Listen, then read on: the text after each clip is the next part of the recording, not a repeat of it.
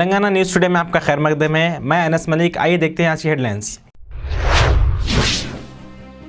तेलंगाना के 8 अजलाओं में अगले 5 घंटों में शदीद बारिश का इम्कान। शदीद बारिश निजामाबाद जिले में। तेलंगाना महाराष्ट्र सरहद बंद। मोहम्मद जुबैर 14 दिन की अदालती तहवील में। महाराष्ट्र में पेट्रोल और डीजल की कीमतों में कमी।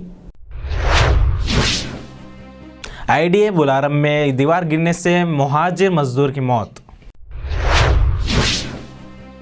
तेलंगाना के आदिलाबाद, आसिफाबाद, मेरचल, निर्मल, निजामाबाद और जगतियाल जिले में जुमेरात को शदीद बारिश हो सकती है।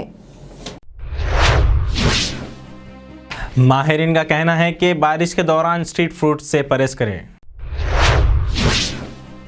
हैदराबाद में 15 लाख रुपए के चरस के तेल के साथ 3 अफराद गिरफ्तार। हैदराबाद उस्मान सागर को लैंडस्केप पार्क बनाया जाएगा। हामिला खातून को हॉस्पिटल मुंतकिल। बचाव टीम के 2 अरकान पानी में बह गए। पाकिस्तान में मूसलाधार बारिश, 165 अफराद हलाक।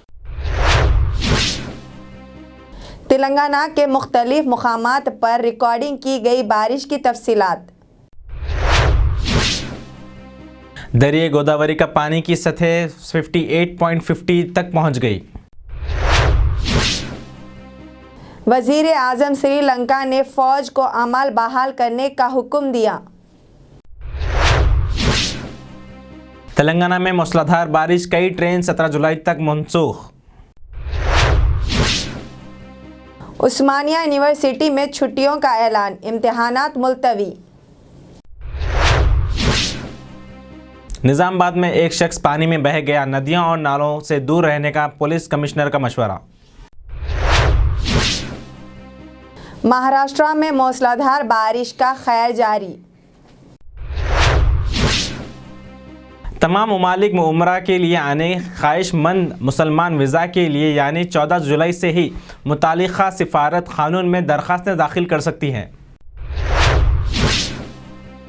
कनाडा में महात्मा गांधी का मुजस्मा तोड़ दिया गया।